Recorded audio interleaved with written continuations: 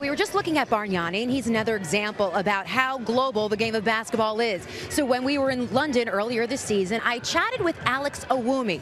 Now, Alex is currently playing professional basketball for the Worcester Wolves in the British Basketball League, and he is also the author of Quaddafi's Point Guard. It's a story about his incredible journey and all the twists and turns of his basketball career.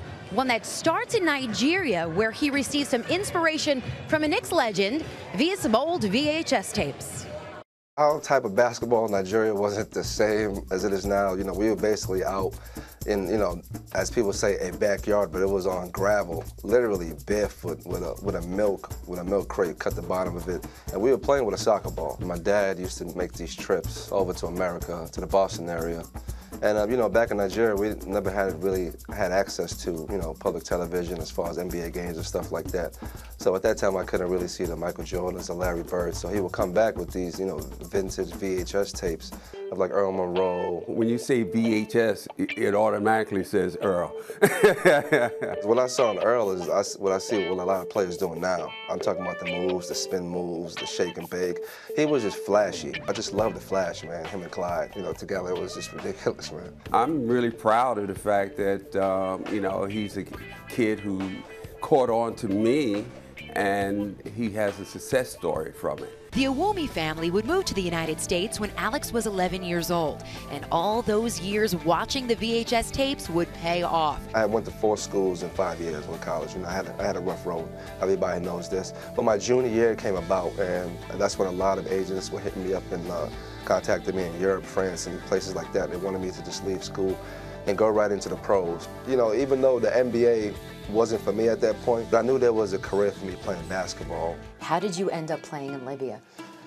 I ended up playing in Libya 2010. I got there, December 2010. I was in Macedonia, and I got this call from my agent telling me a team in Libya who knew a lot about me wanted me to come there and be their point guard.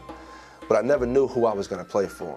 So, without a doubt, the money was good. I got to basically, do what I love, play basketball, feed my family, feed myself. And I just hopped at the opportunity, to be honest with you. And by the time I knew it, I was on a plane to Benghazi, Libya. So you wrote the book, Quaddafi's Point Guard, about that harrowing experience that you did end up going through in Benghazi. And you were playing for the team that Colonel Quaddafi owned. Yes. You nearly died when you were trapped in your apartment, and this was all during the Libyan civil war in 2011. What did you want people to learn from that book? The book teaches a lot. The book teaches, first of all, it teaches to never give up on anything, your dreams, never give up on people. I was really close to Muammar Gaddafi's sons, and they kind of took a liking to me, so when everything went down and the civil war broke out, I was kind of worried about that because I was always seen with them and people knew that I played for their team. But the relationships that I made in the city, they didn't really care about that. They looked at me as a human being and knew I had a good heart and I had a good spirit. And when it all came down to it, they were willing to help me. I understand that, guys want to play ball anywhere that they can, but being in Libya is, it's a little far-fetched. But reading the story, and it's even more far-fetched. I mean, it's amazing that he's even here today to talk about it. Though Owumi escaped the dangers of Libya, after coming home, it was time to step away from basketball. I was diagnosed with PTSD, post-traumatic stress disorder, and I needed to focus on myself. Basketball wasn't important anymore. I literally put the ball away and had to seek help. What made me go back to basketball was it was a literally funny story. One day I was home, I came back from the gym, and I came home and I turned on the TV. It was Earl Monroe talking. It was Earl Monroe talking, and it was a documentary about black college players, and they talked about Earl when he was playing Division II back in his day. That particular documentary of Black Magic was touched a lot of people. I took that as a sign from God, to be honest with you.